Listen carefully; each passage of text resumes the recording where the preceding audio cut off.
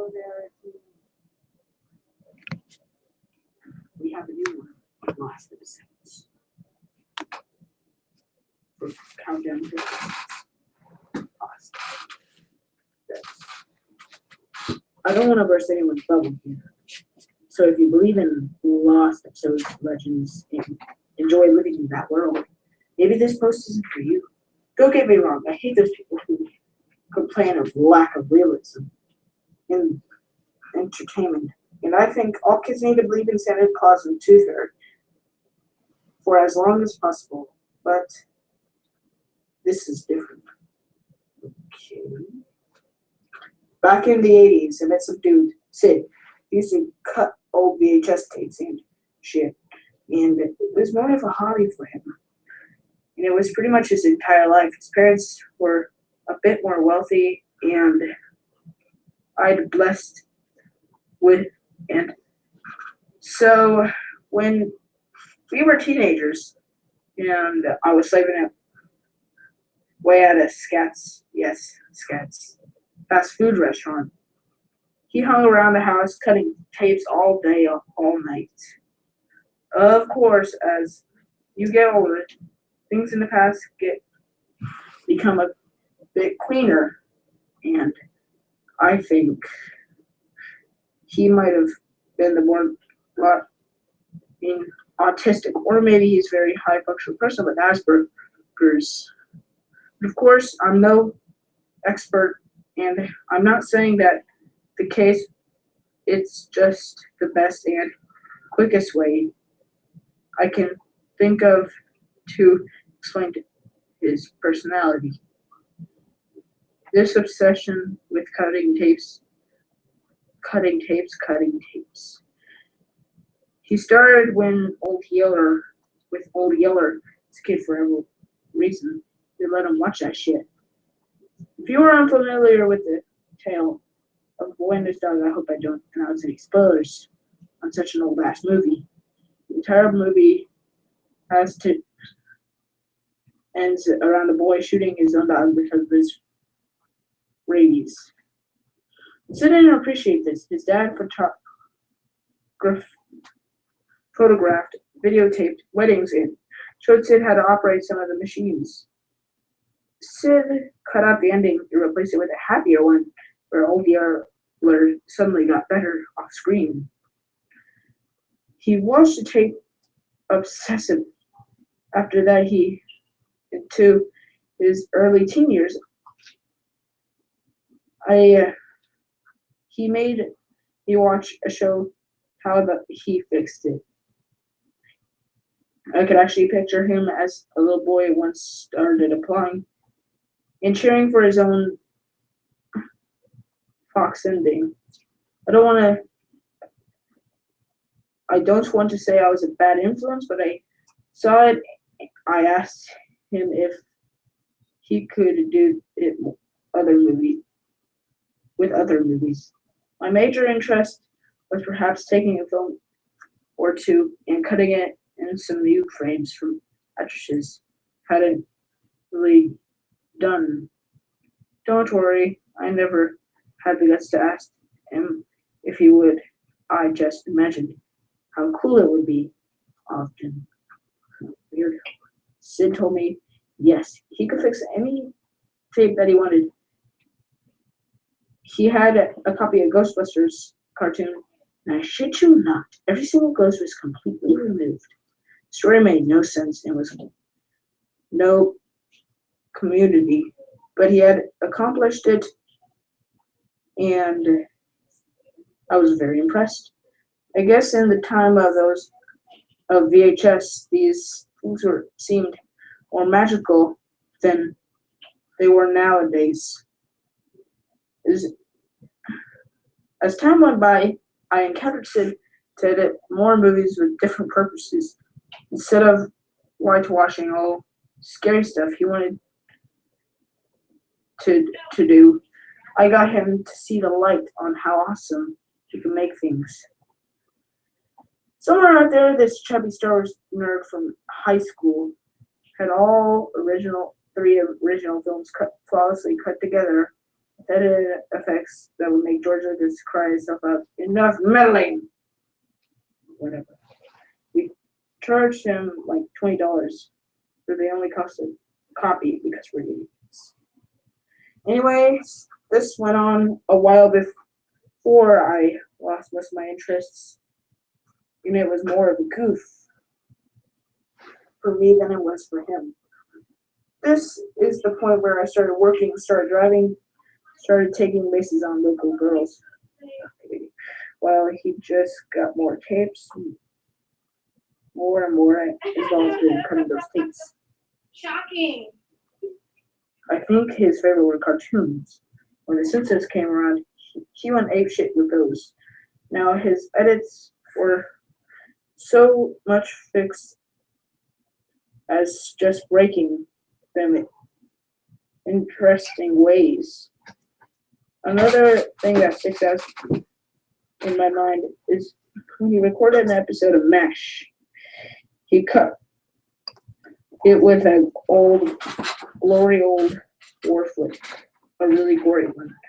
Halfway through his version, the camp got bombed, soldiers inside, everyone died at the end.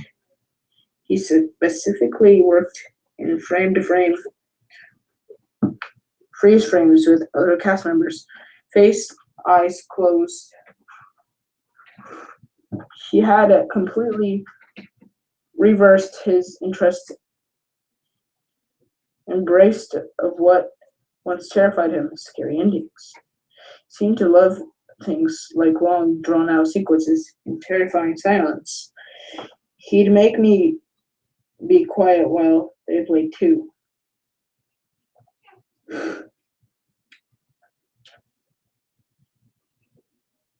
You may have heard about the mysterious fellow named Bankley, who's going around creating interesting graffiti. At one point, he went to our music store and replaced some Paris Hilton CDs with his own fakes.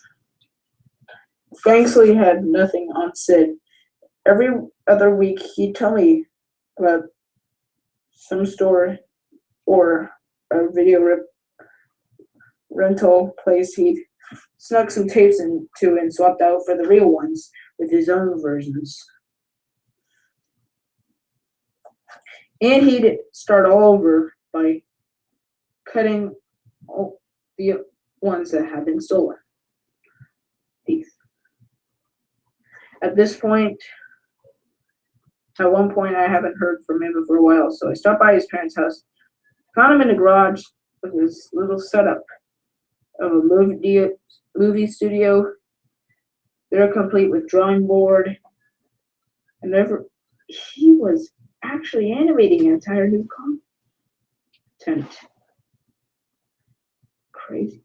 All at once. Was both blown away with his artistic skill I'd never seen before. And when will this guy come out of the dark and start acting normal like me?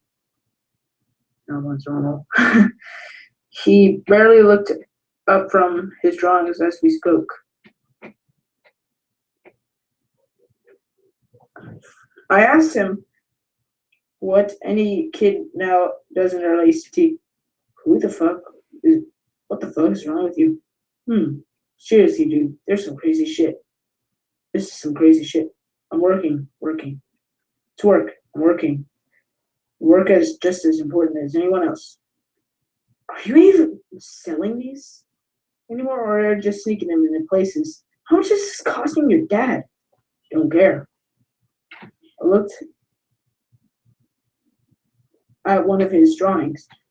Instead of Hella's body dancing? Yeah, that's pretty dark, man. I know, that's the point. I don't get it. Those tapes I thought were wrong, but over time I figured out the truth, which is scary stuff is right, happy endings are lies. He kept on working on them, and it smelled, in the whole room smelled like pit. It smelled like piss, soaked cloth. I hate to say it, but I gave up on him And have you ever had that moment when you looked at someone, you thought that all you can think, holy shit, I never realized they were this far gone.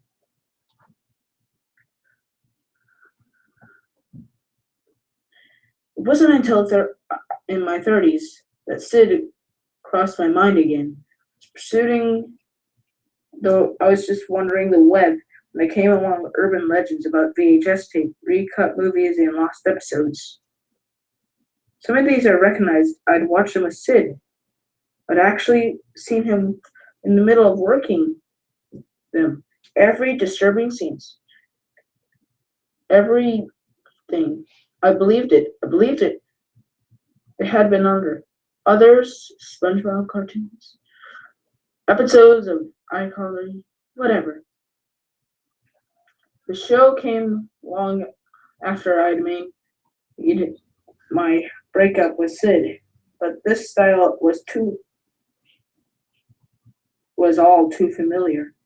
Even the ones that didn't sound like his work, but see, it's like they could be broken copies or attempts to mimicking his work. He was still doing it. My God, it boggled my mind. I called Sid's old number, not entirely sure if it worked, and it rang for a couple minutes on end. And I knew that the search was hopeless. Even if he still lived with his parents, it wasn't likely he'd still be in the same house. Still. I made a drive out to the old place to see if he was still in the garage cutting tapes, manipulating them via computer or whatever. He would be up to when I passed the house. There were huge waist-high weeds, really just looked abandoned. Shutters missing, roof tiles. It's just abandoned. I saw a note on the door.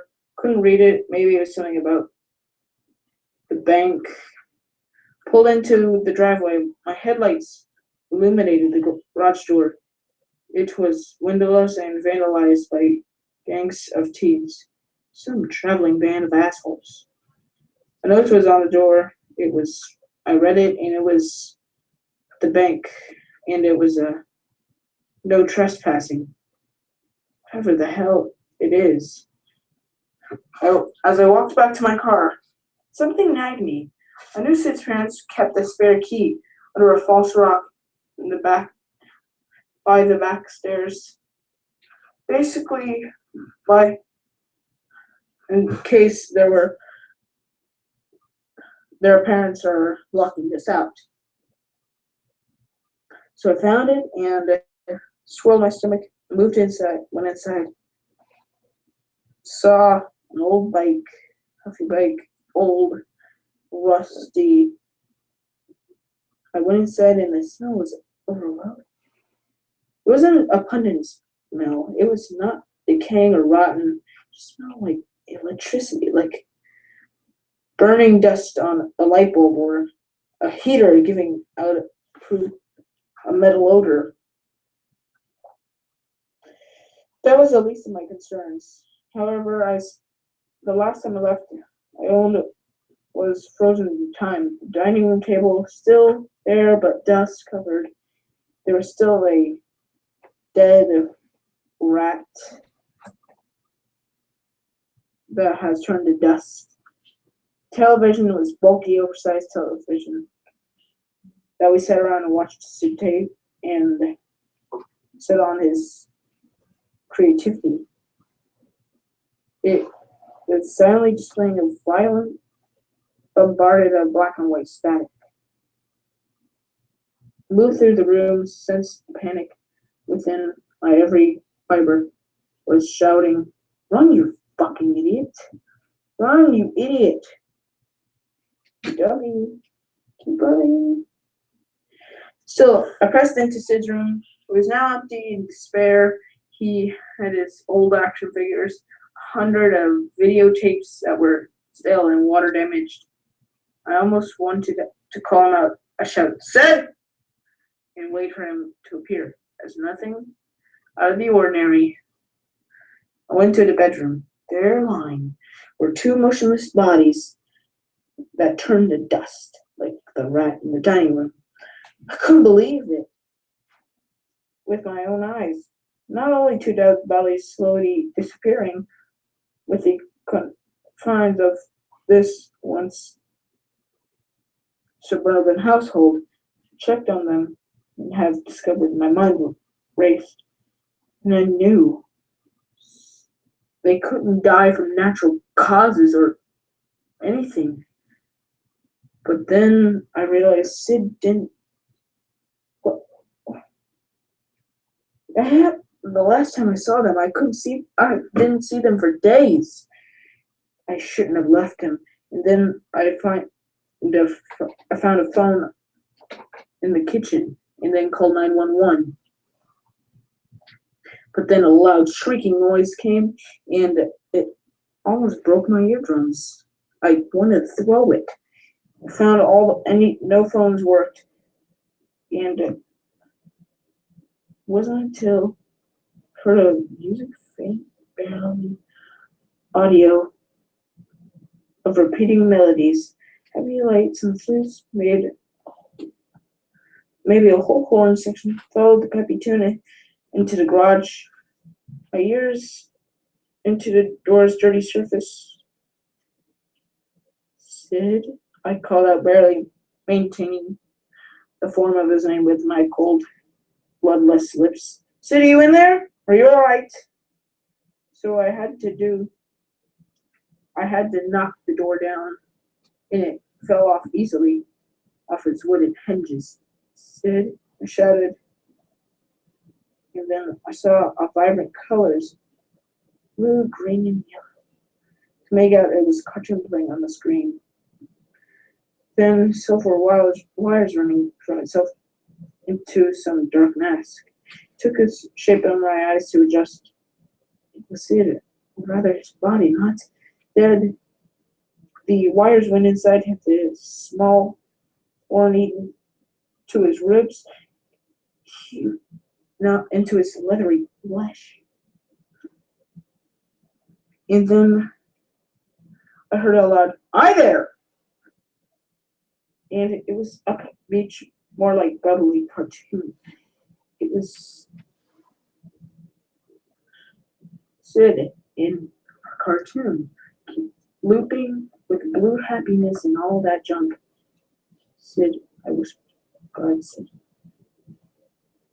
And as it repeated with the same bird, and I shook my head, Sid, I shouldn't have left you in reality.